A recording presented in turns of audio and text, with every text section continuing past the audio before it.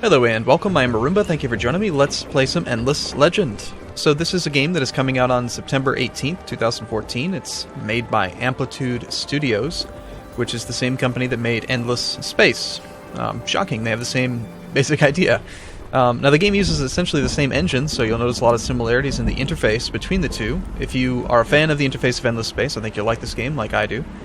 This is basically it's like a 4X turn-based strategy game where you control a medieval kingdom and you expand and grow, and it's got a lot of similarities to games like Warlock 2 or Civilization, but it's got its own unique take on like unit upgrades and things. Similar to how in Endless Space you could design your own ships, in this game you can customize your units, which is pretty cool. So let's dive in and we'll have a go. So, we will play with, 6 empires, difficulties normal, game speed normal, world size normal, pretty much all normal settings across the board. This is the empire. We can select an empire from here. So we can play as the Wind Walkers, the Broken Lords, the Vaulters, the Necrophages, Ardent Mages, the Roving Clans, or the Draken. I have no real preference for any yet, since I'm fairly new to the game. So we'll just play as the Wind Walkers. Sure, why not? Sounds fine. We'll choose them. Well, we can read a little bit more about them, I guess. A faction of creators and builders, these people strive to bind rocks and trees into great living monuments. Their relationship with dust is intense and dangerous. Under its influence, they can explode into berserker rages. Nice. We have unit types, settlers. We'll talk about all these different modifiers and numbers as we get into the game. We have a ranger, we have a shaman, a walker, and that is it for now, I guess. So we'll be the Human Empire. We'll have AI players, no factions. We'll just have them, we'll do random factions for who they play as. That's all fine. No teams or anything. And just do like a 6-way free-for-all. So let's get to go. Gorgeous graphics. And gorgeous music, by the way. I loved the soundtrack in Endless Space, and this one is so far proving to be just as good. Of course, it's a different style. It's not very space-themed, but that is fine. I think the game runs really well. Haven't really had any issues with performance. I've got all of the settings on the absolute highest, and fairly recent upgraded computer. I am convinced. Now I must convince the others. We have seen the longer winters. We have felt the limits of the sharing. Our planet is changing.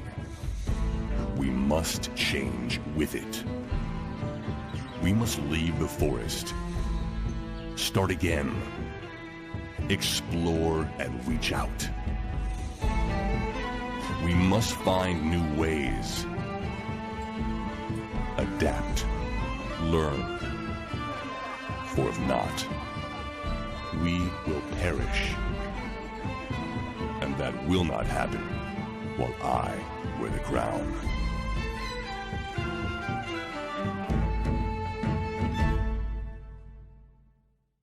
So clearly we're a badass. That's all there is to it. Okay, so here's the game map. As you can see, this is a fairly large map. It's like a world. I can scroll from one side to the other, and so very similar to other games in that way. We're going to go ahead and turn on the FIDC, the tile output thing, so we can choose where we'll put our first city. And we start off with just a lonely little settler and 2 archer units. We've got 2 Dakari Rangers and our settler. So in this game, there are 4 primary resources and then also a 5th, which was not in Endless Space, which is your influence. Influence is used for certain things, obviously. So we've got science, dust, food, and production. And we've got special tiles. These are some ice sculptures. It's an anomaly. The sonic properties of these cathedrals of vaulting ice is remarkable. Sounds are swallowed or amplified. Depending on your location, the science of acoustics is born. So we get it's got a bonus 6 science tile output because it's got a special resource on it. Now, when we settle, we're going to have the adjacent 6 hexes automatically worked. You don't have to have a peasant or a worker work on them. They just are automatically worked because they're within the influence of the city. So we have a ton of production with these crystal forests, but we don't have a lot of food. So I think we're going to want food in the beginning. Why don't we go for... What is this? We got some titanium, black dust. Get extra 4 dust for being there. I don't want to spend too much time exploring because I want to get the city started. I think we'll probably just go right to here. And we'll just use this little outcropping of food to sort of promote worker growth in the very beginning here for us. So we'll go ahead and form a city here. And we have our first city. Now the other 2 units, the 2 military units that are still there. If we can select them, please. There they are. We will have them go explore. We'll split them apart. So we'll grab one, and we'll send it, say... your units cannot reach this destination. Okay. Due to traveling distances, we'll send one that way, and we'll send the other one this way. Oh, I still got him selected. I know how to play this game, I swear. So we'll split them up, and then we've got the city of Kuan Usk. Very first thing we're probably going to want to build is either a seed storage. We've got somewhere between 34 and 54 turns until winter happens. So right now we're in summer. It's the best season for life, movement, and visibility. So this seed storage would be pretty good. 10 food on city during summer season, and it also increases food production of the city by 15%. It's a pretty good, I think, opening building. On the other hand, we could do salting the earth as an improvement. This would give us more approval, which would lead to a happy empire, which gives us modifiers as well. Again, very similar to the endless space system, where if you have very happy empire, then you get bonuses to your resource production. So I'll kind of give you like a mini tutorial. The first video here, we're not going to do too much gameplay. We're just going to kind of look around at the interface and stuff, talk about the different menus, and then we'll dive into the game. So, the city, we can turn the tile input off now. And now we can see that all of these tiles are being worked. So, city tiles are going to generate by the sum of all hexes exploited by the city. So if you were to add up 1, 4, 5 science, plus the 1 from the center there, we've got 6 science production from city tiles. We have 1 worker due to our population. We're set to gain a worker in 4 turns. This worker we can move around, again, kind of cool. It's similar from Endless Space, where you can move between different planets. We get 4 food production per person that we have working the food labor type thing. Or we could have them work on influence if we wanted influence. For now, it's going to make a 2-turn difference on getting a second worker. So we'll keep him on food. Modifiers, looks like we've got some consumption for population. So people working food can still grow the food resource. We've got 22 dust from production, pretty good. City upkeep's kind of expensive. So overall, we're just gaining 1 influence, 22 dust, 6 science, 6 production, and 9 food. You can see by hovering right on the food thing, city growth stock, we have 6. City growth upper limit, 34. City growth lower limit, 5. And then that kind of works out how quickly you're going to grow to the next level. So we'll have a second worker soon, which will be good. We do need to select some research. Now the way that research is broken up, it's got ages. So we've got the first age, the second age, all the way up to the 6th age, I believe it is. Yep, the very, very end over there. And the way that you advance from one age to another is you don't have to complete any specific tree. You just have to have up to 9 of the previous tree to unlock the next tree. So we have researched 2 so far. We started the game with this one here, the sewer system, and the seed storage, which are those 2 buildings that we considered building already. Now, I really like getting this this public library. It's very inexpensive. It's only 28 research points, and it will allow us to get a huge boost to science production. But there's other arguments for other buildings as well, like trying to boost up food production and stuff. But let's go with we'll go with public library as our research. We're gaining 10 dust per turn. We can go to the heroes system. We do have a hero. His name is Tsalato Mosi Pakwa. He's a ranged unit, Windwalker. He's got 4 experience. First Red Bearer Warrior. That's the army that he's commanding. He does cost us 2 dust per turn. His health is fine. We can inspect him, and then this is where some of the customization of the game comes into play. This is specific customization just for our hero, which is different than customizing the units, but we'll get to that, don't worry. But our fantastic hero here has some really cool capacities. Attack range of 3, Forest Rage, plus 50% attack on forest tiles. She's fast. She, he? Is it a he? It's a he. We're going to call it a he. So battle movement plus 1. Last Stand comes back to life if any unit of its army is alive at the end of battle. Point blank power just comes from having a crossbow. Block, we have plus 2 defense due to our shield. Industry efficiency. So if we have him set to govern a city, we can increase the amount of industry per person working in that city. And then army boost, plus 1 attack to the army, plus 1 defense, plus 1 initiative, and plus 1 damage. So he's pretty good at leading the army. These are the different items that he's wearing. He's got the crossbow, and you can see the effect of the crossbow there, plus 9 attack. Plus 9 attack value. This is the chance to successfully do damage. So attack versus defense, kind of a basic mechanic there. Then the little lightning bolt is initiative. So crossbow is good for initiative, good for attack. We've also got iron greaves. We've got a shield. We've got our iron cuirass, plus 12 health, plus 6 defense, and an iron helm. We don't have any of these slots, which is fine. But these are the different items that we can add or remove from the character. So if we wanted to, we could theoretically just switch to an iron longbow, which would give us more attack value and more damage at the cost of not allowing us to wear a shield. So that would be an interesting change. The shield is possibly better. I don't know. Iron longbow does give us a different capacity, plus 30% damage dealt to flying units. I kind of like the idea of offense anyway, but at the same time, it's going to cost money to make that change. We don't have a lot of dust yet, so we'll just stick with our current equipment. And then what do we want to do first? We need to set our constructions. So the very first thing we want to build, let's see. The Founders Memorial. That's probably a good idea. 10 turns, but it's just lots of raw production. On the other hand, seed storage. It's a lot of food. Let's see, how much would it cost to buy? 178 dust to buy it out. I think the Founders Memorial is almost guaranteed to be the best thing to build first, right? I mean, you get, what is that, 9 overall production from it? Of course, this gives you 10 food.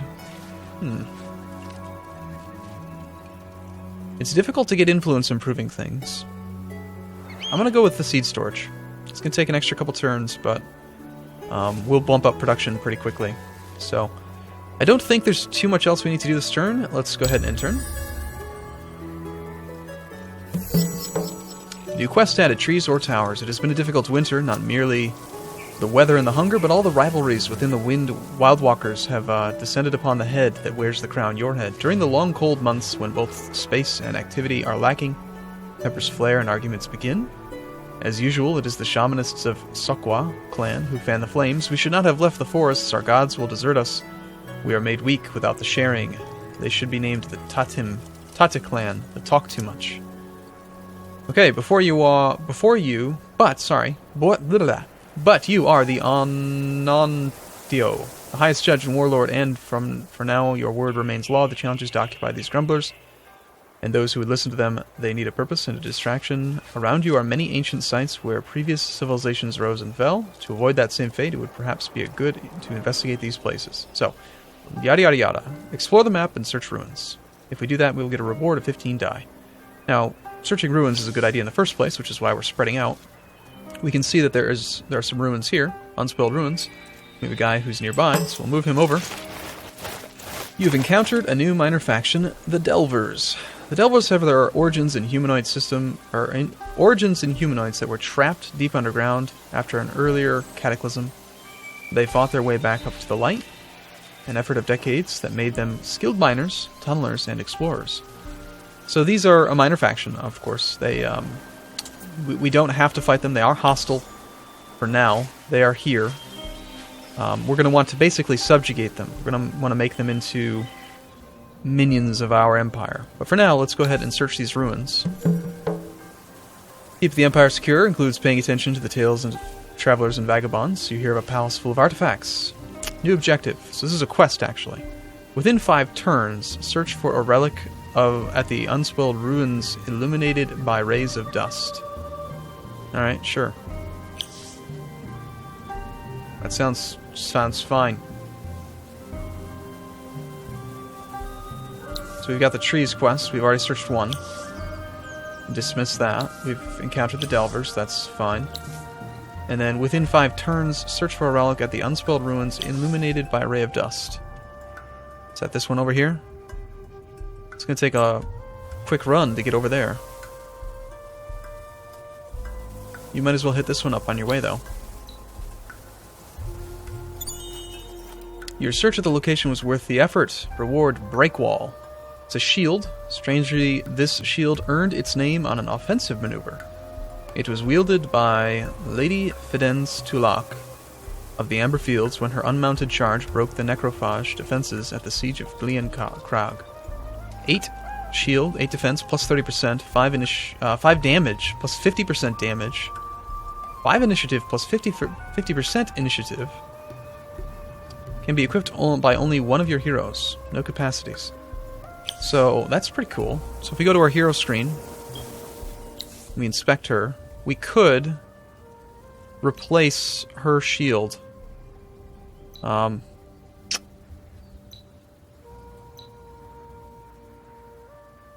Where did the weapon go?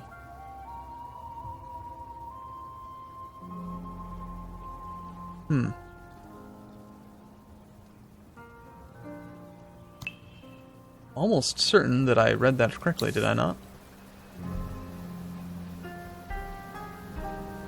It does cost 5 units of something.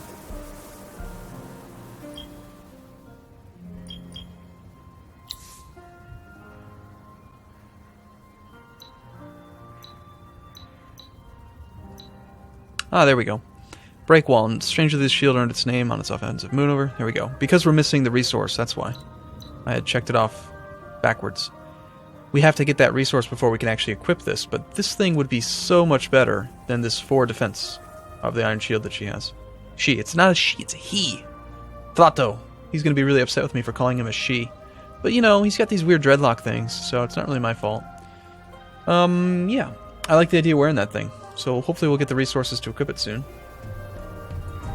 And you should still have some movement. No? Apparently not. You still have 2 movement available. We could continue to explore in just general direction. Seems fine. Unless we can find more ruins somewhere. Let's go check this direction out. Hey, some more ruins. We'll queue up a second turn. And other than that, we are still 3 turns from actually growing our population, so there's not much else that we can really do there. And we're 4 turns from having the public library researched. So I think we're ready to end the turn. And not much else has changed. So we'll just go explore some more ruins. We'll search it. You have found nothing of interest. Boo. This is a black dust anomaly. We still have 2 movement. We'll go again. Hey, there we go. Do that. And I don't know that we can actually make it all the way over there. We'll try. You've encountered a new minor faction, the Jotus. The ancestors of this faction were bred for blood sport and as watch beasts. They have rudimentary intelligence and great ferocity. Their clans are held together more by fear and strength than by sophisticated social bonds. Plus 0.5 vision per pacified Jotus village on units. Interesting. That would be pretty cool to have.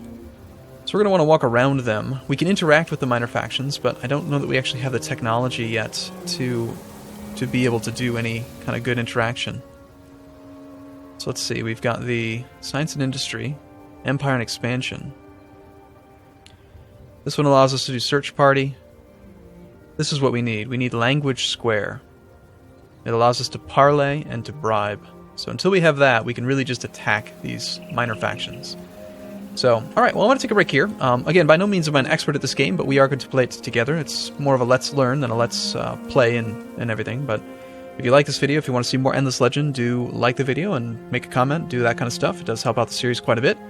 And again, the game comes out in just 2 days on September 18th, 2014. So I hope that you enjoy the game as much as I do, and I do look forward to seeing you in the next video. See you soon.